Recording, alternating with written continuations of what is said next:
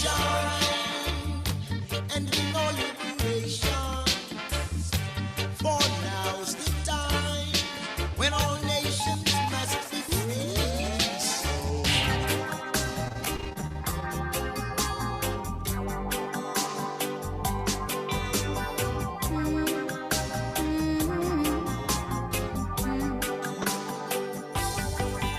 I was born with 2 tears in my eyes for Africa. Look how they live in luxury while our African people, them suffer us. How you strategize all your lives, it's our blood, sweat and tears that built your empire. The system was designed for I and I to never rise, only bleed to fulfill your desires. I was born with both hands on my heart from Mama Africa. It's time for liberation. Mama Africa awaits a revolution. This is the time for meditation. Free up your mind from the lies and illusions. This is the time for liberation. Come make we stand up and start a revolution. In these are times of elevation. Have you keep your head above all pollution. Revolution in the air. My people prepare. No more African children. Not fish shed no tear. Full time be aware. Babylon no sincere after all. Who has send the guns them out here? Spiritual warfare. Name a rage on the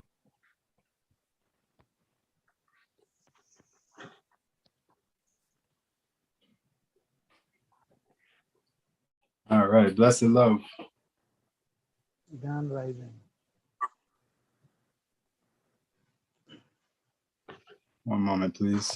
Having an issue with the live stream. Okay. Yes, blessed love. You're tuned in to the African Liberation Network. I'm your host, Honorable Prophet Daniel. And today we have a very special guest with us. His name, he's the King of Crows. He's an African traditional priest. His name is Nana Kofi Odzefo. And we would like to welcome you to the African Liberation Network. Honorable Priest Kofi, could you just give a brief introduction of who you are, like where you're from, what region, and your background, your traditional background as far as the priest work that you do, and just let the viewers and listeners know a little bit about who you are. I go. Grand Rising to all descendants of the sun, all children of the motherland, both home and abroad. My name is Nana Kofi Odzefo. I am the King of Crows. I am an African. I live in Ghana, and I'm a traditional priest. Today I've come your way to have a simple discussions, and our brother Daniel will be the one navigating this ship. I'll just take my seat and enjoy the ride, and I'll attempt to answer as many questions that bothers all of us, our minds, as possible. We hope that eventually one day Africans can truly realize who they are as Africans, and we will be able to go home to where we truly belong, a land of luck, as it was in Kemi. Grand Rising. Thank you. And so you're from Ghana, correct? Yeah, I live in Ghana. And what region of Ghana are you from? Central region. Central. All right. And your people, what is the name of your people? Fanti. All right. And so yeah, give thanks. We are a subgroup. Okay. We are a subgroup of the Akans. Okay. Fanti is one of the subgroups of the Akans. And Akans are in Ghana, and then in Ivory Coast, and then some are in Liberia, and a few others scattered around in Jamaica and the rest, but largely in West Africa. So right. I belong to the subgroup of Fantis, but all of us together, we are Africans. Our destiny is one. Yes, yes, I give thanks. Yes, I. So your spiritual practice, is it is it pretty much like a standard kind of thing for the Fanti people? Is it everybody who's Fante is the same, like say, I don't want to call it religion, but the same spiritual practice? Yes. And so what do you do as a priest? Yes. I'm sorry, Okay, go ahead. so when it comes to African spirituality, right, there are what we can look at as many subgroups. For me, I consider all of them to be one because basic things run through. One is ancestral veneration, right? We call on ancestors. One is the deities or the gods. You have different gods that are in charge of different things. And then the drumming and the food and all of them are in connection with nature. Okay. So when it comes to my part, we do several things. We check destiny. We assist people to find their destiny. As I said, we help people understand their spiritual journey. We connect them to ancestors. We do rituals on their behalf, among other things. These things that we do here in the Fanti land is common throughout. When you go to Yoruba, they may have different names for the Orishas, but it's the same thing. When you go to Zulu, the names may just differ, but it's the same energy that we are working with. In fact, when you go to the Caribbeans, it's the same thing. We understand that once our ancestors leave this physical side, they return home to the spiritual side, and they are always available to assist us on our journey, should we call. So it is basically the same thing.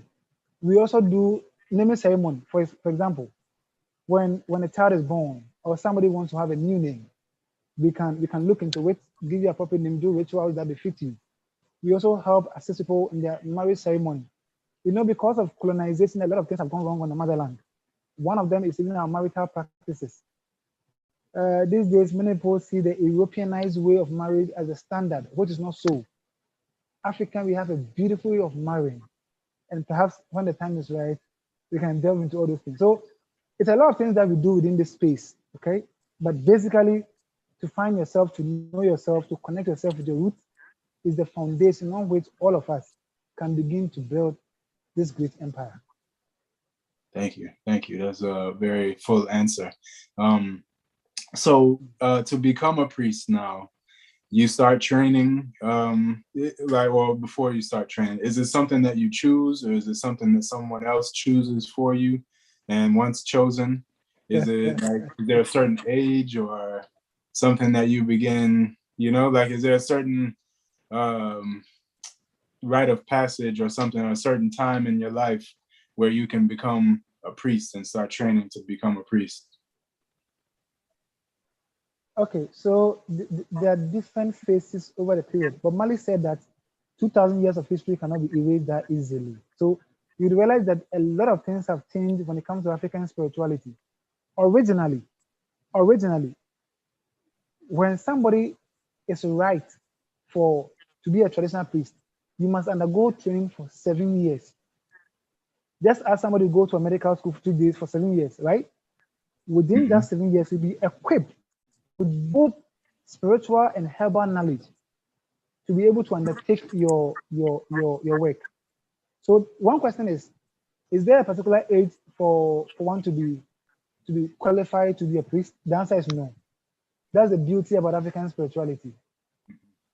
The next question is, said, is there a particular age? I've answered. The answer is no. Again, so does one choose or is given? So the answer is both yes and no. One is that the gods themselves have their own people that would have to be priests per their destiny. Per their destiny. These guys are here to be priests. That is all. So you realize that most people will tell you that they tried doing other things, it didn't work until they went back to their calling of priesthood. Maybe the story is not so familiar, but I've met young people who just tell you that I'm a banker. I feel like leaving the bank to go and be a cartoonist. I'm a teacher. I want to leave the job and ask them basic questions. Why? Are you not paid? They're paid. But they're not happy with the work. So it means that whatever they are doing is not in line with the purpose for which they have come under the sun. So to answer your question, simply, there are people that are born to be priests, and the age doesn't matter. You can have a 5-year-old, a 6-year-old, 10 years old becoming a paramount priest, a major priest. Okay? And you can Wow. have a 70-year-old man also becoming a priest. It doesn't really matter. Mhm. 2, people are born to be priests and others choose to be priests. So just like kingdoms, right? In Africa, inheritance is by birthright. So Okay. for you to become a king or a queen, you should be born, you should be in a particular line. And typically, it is the spirit of the family that will select you. It has nothing to do with how old you are, how beautiful you are, how handsome you are. It doesn't matter. Once the throne selects you, Daniel, that you'll be the next king, that is how it's supposed to be. Mhm. And then secondly, there are others that they desire to do the work of divinity. So even though it may not be in their destiny to be priests, they can go and plead to the gods that they wish to do such work. And if the gods are merciful and understand the essence of their request, then they can be granted the right of priesthood. Wow. So Yeah, it both ways. Yeah. that's And beautiful. again, it is not restricted to it's not restricted to gender. No. Okay. Unlike other cultures where patriarchal seems to be the order of the day. Mhm. In Africa here, it's a perfect balance. It's a perfect balance. Women can be priests, priestesses, whilst men can be priests. Age doesn't matter. Once it is in line, you qualify to do it. Give thanks. And so that brought up a few different points that I wanted to ask. First, you said that one of the qualifications to be a priest is that you have to have full herbal knowledge. Like that, in the West, that's not that's not how it is really. Like, priests and pastors really just deal with like religion, the Bible, and that's it. But they don't. So that's really cool that you have to know herbs as well. So you must be a pretty busy person as a priest. Then people call on you for a lot of things all the time, right? Yes, that in fact, ideally a priest cannot do any other work. Ideally, a priest Mm-hmm. cannot do any other work. Mm-hmm. It's a full-time job. So in very typical times, you can be at home and somebody can just bring somebody who's sick for you to attend to the person.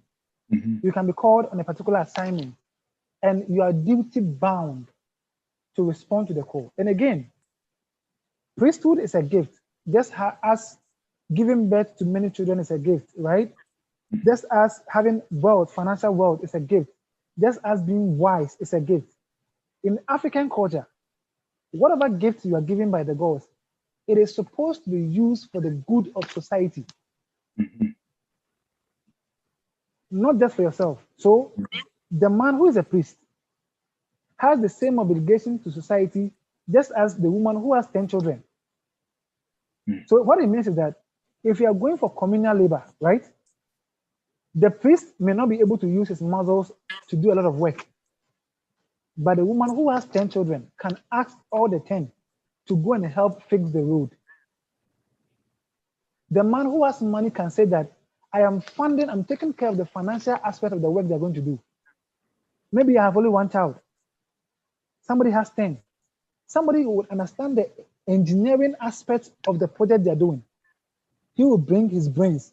So you realize that once they gather there, somebody is bringing spiritual understanding, somebody is bringing intellectual understanding, somebody is bringing money, somebody bringing human force, work, the strength to do the Yes. work. At the end of the day, it is to the benefit of society. Yes. That is how African culture is about. It's about community. Any other thing doesn't make sense to us. Yeah, good. That's all right. So and with that being said, kind of the topic why we're here today, because I was born in the West. I consider myself to be an African. I'm sure I have, a mix of different nationalities or whatever within me just through, the transatlantic slave trade and everything that happened thereafter. But, as a Rastafari, one of our main, principles really is to reconnect with Africa, to reject the things of the West that have gotten us out of ourselves and to re-embrace our Africanness, you know? So with what you said, as far as like, you know, the naming ceremonies, and I'm sure there's a few different ceremonies that you say would officiate. But we have been stripped of those different ceremonies, and some of them we still do, like marriage. We still get married, but the ceremony is a lot different, you know, and has a lot different meaning, and the way we are married, and the way we have children, and all of these things is like we're totally out of ourselves. And so, I would like to ask you, from your perspective, what are some of the major differences that you can see with, say, Black people who have been brought up in the West, whose parents were, or whose ancestors and foreparents were slaves and things like that? What are some of the major differences that you see between us and our practices and you on the continent? And when I say you, I mean you who keep the tradition, not those who are Christian, but ones who keep their traditional ways. Like, what are some of the major differences? And even if you could just kind of go into like why those differences are so important, and how they could, if we were to embrace the African practice, how could that impact us and make our lives better, make us better people? So I know that's a lot, but I mean. Yeah, so forgive me if I'm not able to touch all of them. You just draw my attention to the missing one. So good. Munta Baruka says something. He says that if you pick a cow from Africa and you bring the cow to America, it's still a cow. If you pick a hen from Africa and bring the hen to America, it's still a hen. So why would you pick a human being from Africa, bring it to America, and all of a sudden, it appears that the identity is being thwarted? It means that those outside of the motherland are still Africans. Now, the unfortunate activities that happened during the slave trade, not just the Western side, but the total Eurasian enslavement of Africans, right, has a lot of multiple effects on those that were taken away and those that were even left on the motherland. And that is why it's unfortunate. But here we have Africans that today claim to be Muslims. They'll kill in the name of Islam. Some are Christians, they'll kill in the name of Christianity, among others. Now, we are at a crossroad where very few of us are still holding onto African spirituality, because our African spirituality gives birth to our culture. Everything about the African comes from the spirituality, from the food we eat, the dressing, our hairstyle, our names, everything. What it means is that whatever we are doing has spiritual anchor, right? For example, there are certain foods that we are not everybody is supposed to eat. I'm sure Dr. Sebi has outlined several foods that our ancestors were not eating on the motherland. However, today those foods have become so popular among us. In Africa here, in Ghana, families have their foods that they don't eat. Let me call these foods abominations, right? These abominations are not general. They are family specific. These abominations can be individual specific. It could be a whole state specific. Now, when you take the individual from Africa and then you dump the person in the Caribbean or in America, when you try so hard to strip the person of his identity, his culture, what happens now is that you begin to force names on these people, names that they have no connections to. And look, it doesn't matter whether the name is African or not. Every name comes from a shrine. When I mean every name comes from a shrine, what it means is that almost every name has something to do with divinities, right? Certain energy, certain goals, right? Good. So I was born in a time where Europeanization has been so strong in Africa that my parents gave me European names. Can you imagine? So I was called Richmond and Arthur, right? In fact, I checked the meaning of Richmond, I can't even find it. Arthur saying, okay, fine. Last year, I embarked on a campaign for people to change their names, not just on social media, but for documentation purposes, right? But one of the things we wanted to do this year was to rally a mass support so that a lot of people can go and change their names and not African. Now, so let's take a name, for example. If you are called Shadrach in America, when you begin to trace the roots of the name Shadrach, you realize that it is the name of a particular sex god. We all know that names are spells. They have effect on the bearer of the name. So if you are calling a child Shadrach, and the name actually invokes a certain sex energy around your child, will you be surprised if your child becomes a womanizer? It is through no fault of the child. However, the constant spell through the name is allowing certain energy to have influence on that child. The child becomes a sex pervert. Let's put it that way. So one of the things is that most of the brothers and sisters in the diaspora don't have African names. In fact, people like Molefeketi Asante, who was born and bred in America, but who is a foremost scholar in Afrocentricity, he changed his name because you would realize that when it comes to the realization of the import of names, you have to definitely change your name. People like Kwame Nkrumah,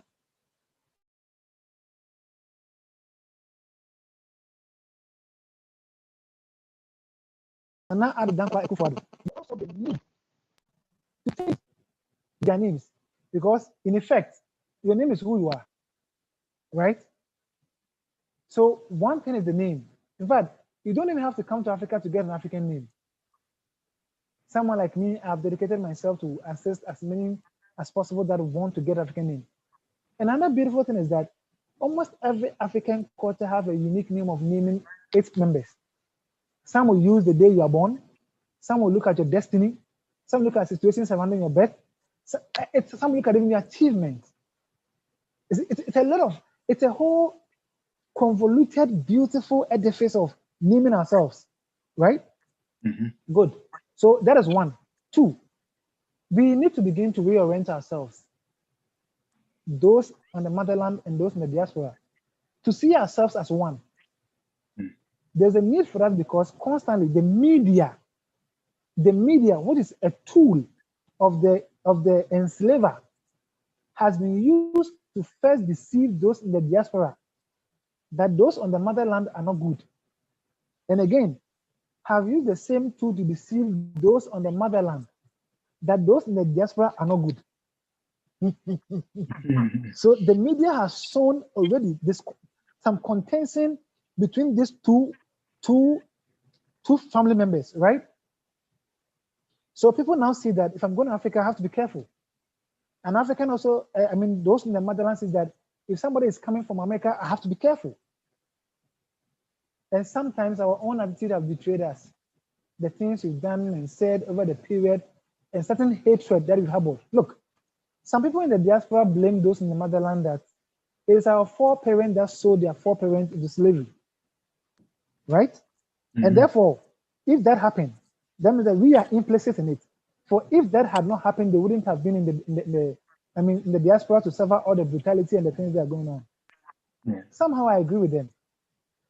But how do you know that my foreparents sold your foreparents? Because there are many facets of how people became slaves in the first place. Mm-hmm. I read a story. Granted, this story is true. A people in a particular village, okay, were deceived to go onto the sea on a day that was sacred day for the sea. That's a Tuesday. So all fishing communities in Ghana, they will tell you that on Tuesday they don't go fishing, right? Okay. But these people, they went to the sea on a Tuesday because some white Europeans told them that their master, who is sick on a bigger ship on the sea. If you read this book, the gods are not to blame. It clearly exemplified the things that were happening way back then. One question: how did these Europeans get access to us? For us to be complicit in an act such as betraying our own brothers and sisters. It is because we had fallen from our own spirituality. At the time they got here, we had become so. There's something in Akanda you say, "Atiye ma we free," right? Good living breeds complacency. Mhm. We're so complacent with the riches that we had gotten. Mind you, this was a time that we didn't dig for gold. We just commanded gold and gold will come. All right. This was a time that we had abundance of food. This was a time that we didn't have to struggle. Whatever we needed, the gods would just do it for us. We built kingdoms, empires. What reason did we have to fight among ourselves? None. None at all. Mhm. The very time we sought to fight our own brothers inland, it meant that we had fallen from our spirituality. And it was that fall that allowed foreigners to enter for us to begin to be complicit in activities of selling human beings outside of the motherland. For me, I blame all of us, those who are born, those who are here, those who were there, right? Because if you understand the concept of reincarnation, then you understand that you and I didn't do our homework well previously, and then we have come back to fix it, right? So I blame myself. Perhaps if I played a better role in my earlier life, all the issues surrounding our Black originality wouldn't have happened today. I blame on those on the diaspora. Perhaps if they had not taken part in rebelling against certain systems, all these things wouldn't have happened. But the most important thing is that what must we do now? The only thing we must do is to return to ourselves as Africans. So when somebody in the diaspora wants to understand who he is as an African, learn African culture. If it's possible, adapt an African name. Mhm. Change the name if it will be allowed.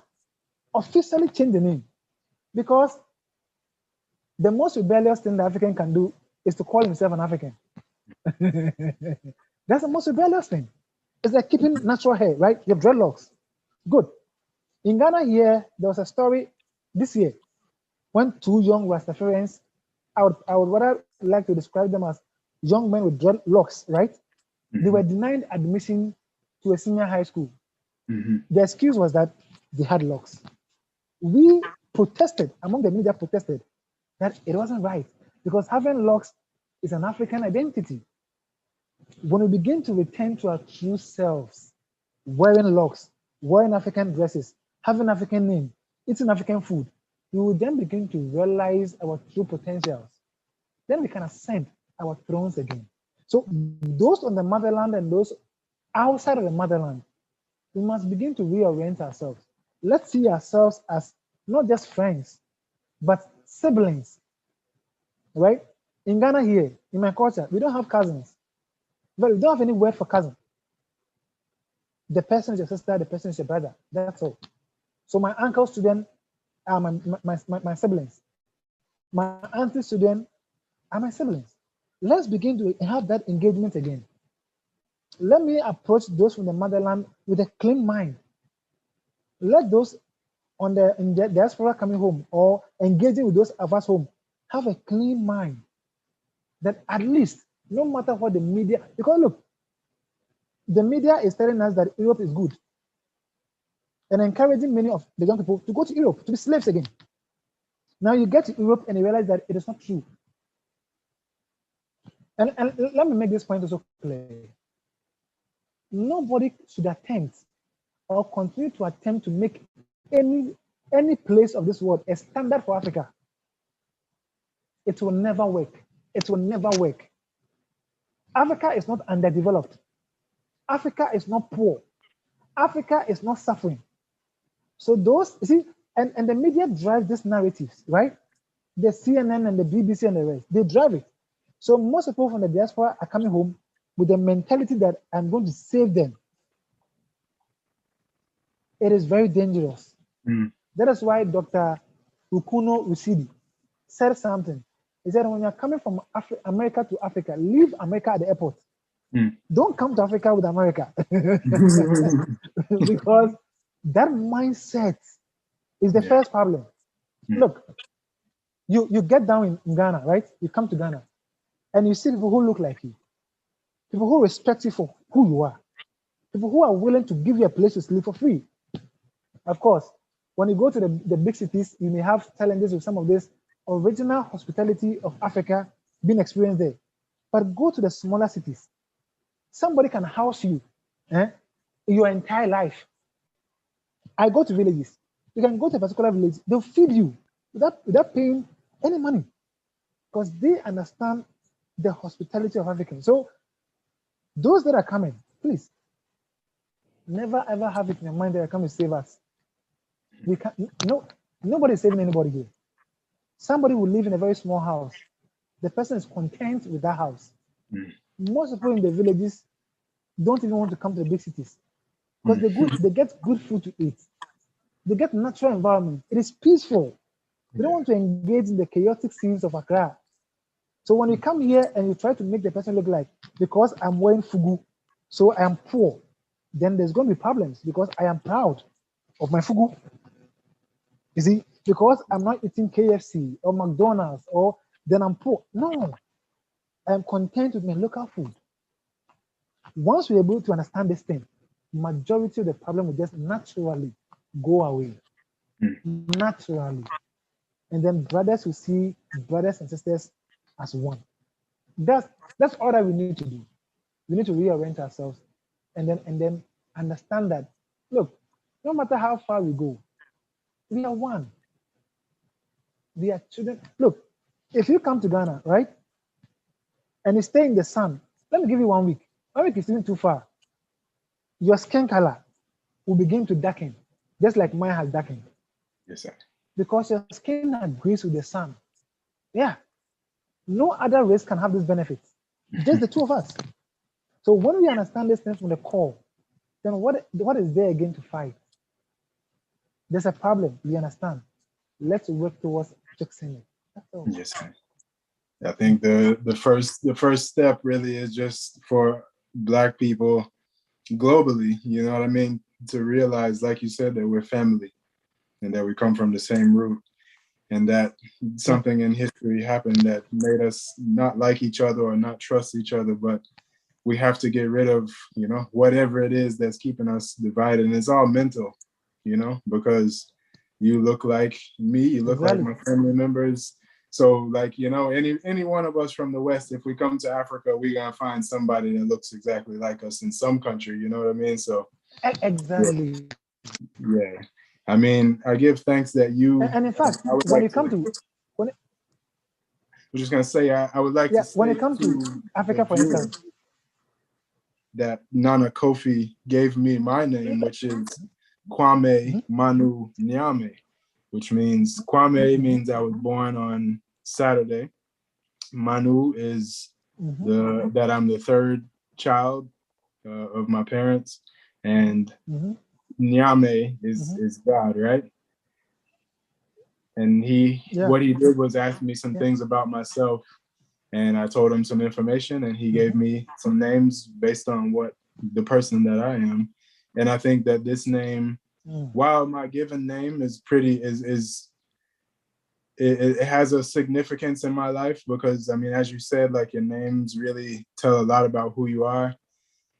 Even though my name is like a Hebrew name, my Daniel is a Hebrew name. Daniel is a very prominent character in scripture and prophecy and things like that. So I really relate to Daniel. But when it comes to me connecting with Africa now, I have a name that is, you know, unique to me. It tells whoever I'm speaking to something about who I am. Just by me saying Kwame Nyame, they would know something about me. You know, being that I got my name from an African, I didn't just go look it up and, you know, call myself, which, I mean, even still, I mean, even if you look up a name, if it resonates with you, I think that still means something too, yeah? Yeah. So, yeah, I didn't want to cut you off. Let me make a point with the name. The Kwame, the name Kwame. It's a contrasted name of Kwa and Amen. You realize that those of us into chematology, among other things, you know Amen, Amun Ra, Amen Ra.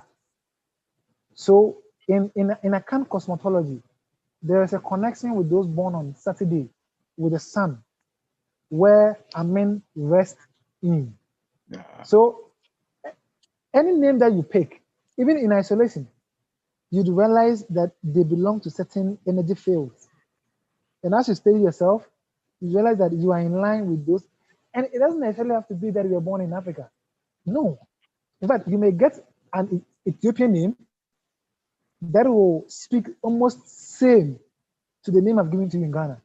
You may get a Congo name that may sound similar or mean almost the same. Once it is your spirit that is working, it will just pick on the right thing at the right time. That's it. Yes, sir. So all of us, whether those home or those in the diaspora, we can give ourselves some time, maybe a month or two. Let's make a serious effort. Let's get an African name. It doesn't matter where it comes from. Well, One wicked musician said something. He said, it doesn't matter where you come from.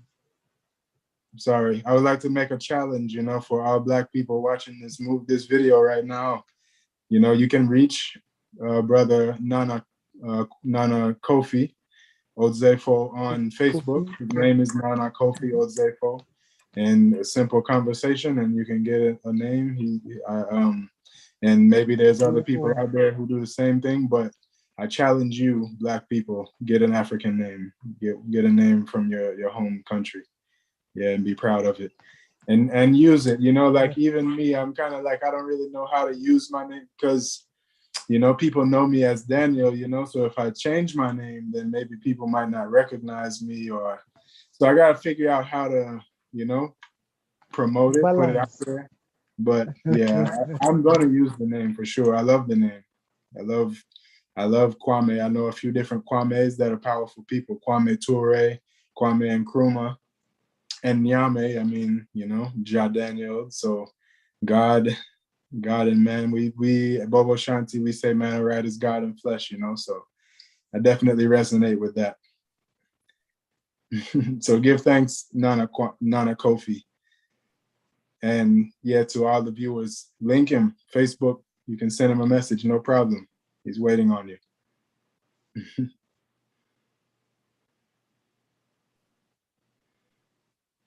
Are you there, my brother?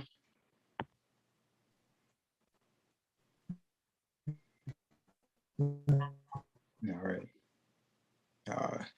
Disconnected. Well, we'll try to get Nana Kofi back on to seal up the reasoning, but he did touch on some really important points there regarding our African culture and how important it is to us as African people to have a culture that we identify with, that we see ourselves in. There he is. Welcome. Sure. Sorry, we got disconnected there for a second. So yes, I was just saying, you touched on some really important points as far as how our culture is important, as a foundation for, everything about life. Our perspective, our outlook, how we view ourselves, how we view each other, how we view Africa, and how we view the rest of the world, So yeah, with that being said though, as I was saying, you can reach Nana Kofi Odzefo on Facebook. Are you on any other social media platforms, my brother? Facebook. Too many words. Facebook. Just Facebook. Yes, sir. Yeah, I can just message me. That's fine. All right. Well, hopefully, my brothers and sisters will be reaching out to you very soon to get an African name. But is there anything else that you're a priest, So what else? How else can you help the people in the diaspora to reconnect? Okay. Yes. So one of the things we do is ancestral veneration and ancestral connection. It's very important. Ancestral veneration, ancestral connection. I know many people have very traumatic past with some of the ancestors, but along the line, there are certain ancestors that would assist you on your journey. So those of you that also want to connect with them, you can do a ritual on your behalf, and then you can also connect them. Those of you that we want to embark on the journey of spirituality in itself, right? Find out who you are, your purpose under the sun. What must you do? understand certain things that is happening around you, I will always be available to also help you explore that avenue. If you also want to connect with certain energies, there are people that the work they do. So let me take this time to explain something. When you talk about ancestors, it may not necessarily be those who died among your family line. Okay, not all those who died in your family line become ancestors. So all those who are foreparents, now those who fulfill their destinies become ancestors when they pass on. Okay, but the good thing is that we have ancestors from all over. So based on my career, assuming I'm a leader, okay, I'm a political leader, I'm a governance leader, I can look into history, Black history, and identify certain key people that played good work, like Emperor Haile Selassie, like Kwame Nkrumah, like Patrice Lumumba, like Abu Sankara, like Malcolm X, like Martin Luther King, like Harriet Tubman, right? All those that I feel connected to, I should be able to establish an ancestral link with them. And once that link is established, they will come to guide you on how you should go about on the work. So any work that you are doing, any work at all, if it's music, you can look at people like Bob Marley, the many great people that came before us, those that did music, good composers, you can look into them. If it's about business, because in African spirituality, there are deities in charge of all this aspect of life. Yes, so wherever your interest lies, there's always a deity you can connect to.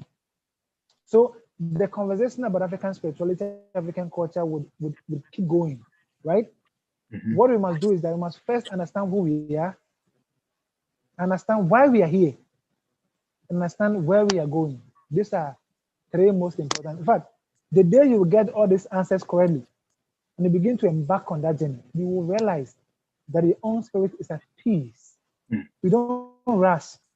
You understand. And I wanted to make a point here. Okay. Most people understand that Africans are hospitable, right? We are hospitable. And I know many people in the West, they think that it is out of weakness that we are hospitable. It is out of cowardice. You have to be strong. Don't allow everybody to come in. In fact, on the contrary, it is because we are strong. That is why we open our doors to people. My grandmother told me that because the gods themselves move through people, that is why we are good to strangers. I know in Western thinking, when you watch movies, they will tell their children, don't talk to strangers, right? Don't talk to strangers. But here, they encourage their children to talk to strangers. In a time where our spirituality was intact, you cannot harm somebody's child. It will not happen. You cannot harm it. So the more spiritual you become, the more protected you become. Sometimes you see some of the protests in America, among other things, and you can see people burning sage, among other things. The day we will elevate our protest to on a spiritual level, we realize that most of this brutality will just go away. And look, my last point, Europeans or non-Africans are not afraid of the day that Africa will be politically united. They're not afraid. In fact, they are praying that we become politically united because it will make their work easier in exploiting the motherland. What they are afraid of is the day Africans will return to their culture. Is the day Africans will return to their spirituality. It is the day they are afraid of the most. Because when you get to that level, in fact, it was, I think, James Baldwin, Marcus Garvey, right? Marcus Garvey, who said that knowledge makes one unfit to be a slave. Yes, sir. Knowledge makes one unfit to be a slave. So the day you awaken from your sleep and you embrace your spirituality is the day non-Africans are afraid of the most. And African children, there's no better time to do that than now. Right now. We can't afford to miss this timeline. There's no second trial for us. Let's get it done for our posterity, for our children, and our generations on board. The world is waiting for us. I normally say that Ever since we abdicated, we left our seat of leadership in the world, the world has stopped growing. Most of the scientific inventions you see today, those that are exploring the designs on the pyramids of Kemet, you see the link that most of the things you see today are all sourced from ancient knowledge of Kemet, right? So when we fell from our glory, there's no new technology happening. There's no new invention. In the olden days, even now, you go to some shrines, they pick calabash, they put water into it, they conjure certain words, and they can talk to you like we are doing by Zoom. These things have been there for a very long time. Wow. And it's time that we go back to our culture and our spirituality. I look forward to a day where we can see ourselves as brothers and sisters, as children who belong to the same cause, the same destiny, and who are poised for greatness.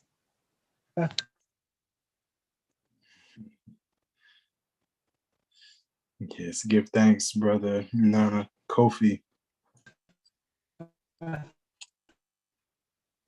It's breaking up a little bit, but I'll just reason a little while. Oh, there you are. Thank you very much for making yourself available to help in this healing process, because it's centuries worth of European bad ways that's been beaten into us, all around the world, not just here in the West, but in the continent as well, and in Europe, wherever we are, the majority of us don't love ourselves, and we are ashamed of our culture. And some of the things that you were describing as far as like ancestors and pouring water and different science that we have done for ages. So we are afraid of making it known these days. So it's really wonderful that nowadays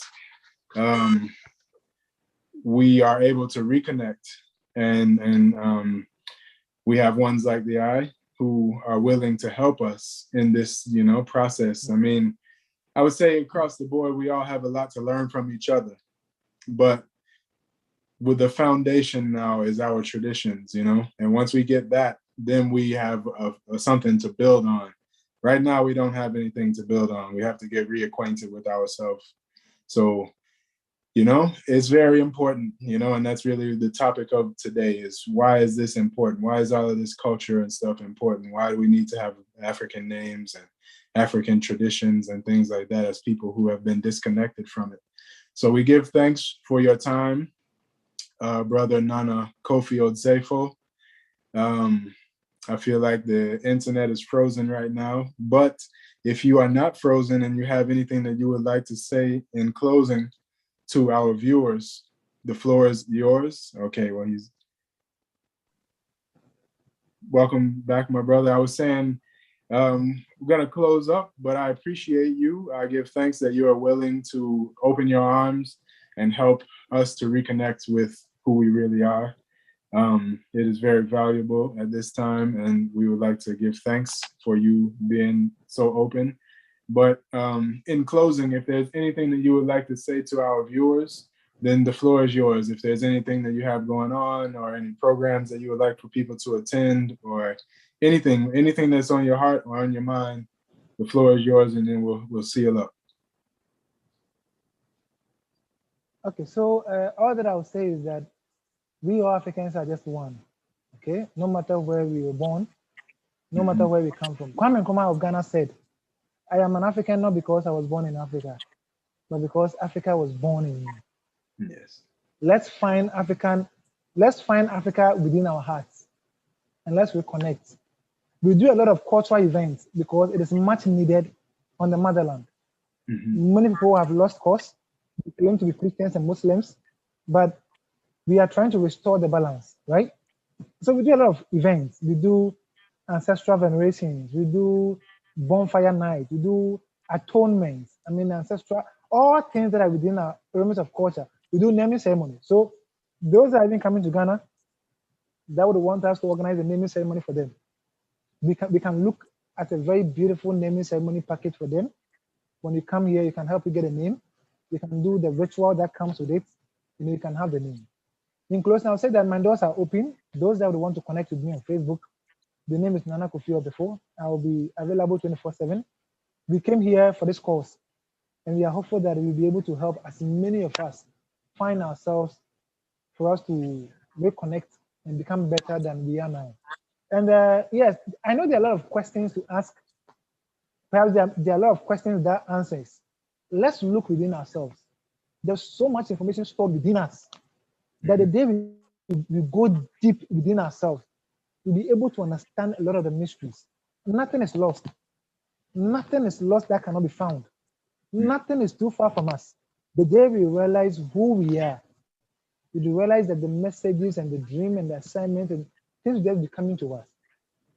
When you see your brother, when you see your sister, no matter how damaged they are, understand it from their level of understanding, right? And treat them the best way that you can. Hopefully, one day we will find ourselves in the same space and we'll be able to do rituals in their proper context. Until that time, I am extremely grateful to Daniel Kwame Menunyame and the many others that have sought to undertake the journey of returning to our culture. And I pray and I hope that we can all find ourselves and find our way home. The story must change. To end it, Professor Patrice Lumumba said, he believes that this will be done, for if this is not done, then we are done. Thank you. Thank you very much. Thank you very much. It was a pleasure to have you on the program today. Thank you everyone for tuning in. And again, reach out to Brother Nana Kofi Odzefo on Facebook. He's available, he's willing, and he's able, and he's ready. So reach out to him. I see his posts always on Facebook are always challenging the way we think and the way we operate, so tune in, check him out and just even be his friend and you'll learn something, I guarantee. So brother, blessed love. I hope you have a wonderful day. All powers to you and guidance, from the ancestors and from our God. And we love you, and we hope to maybe have you again on the program because there's so much more to talk about, and I know you have a wealth of knowledge inside that head, Sure. And in those genes too, not just in the brain still. So give thanks again, and we look forward to talking to you again soon, my brother. Grand Rising. Thank you. Black power, African power.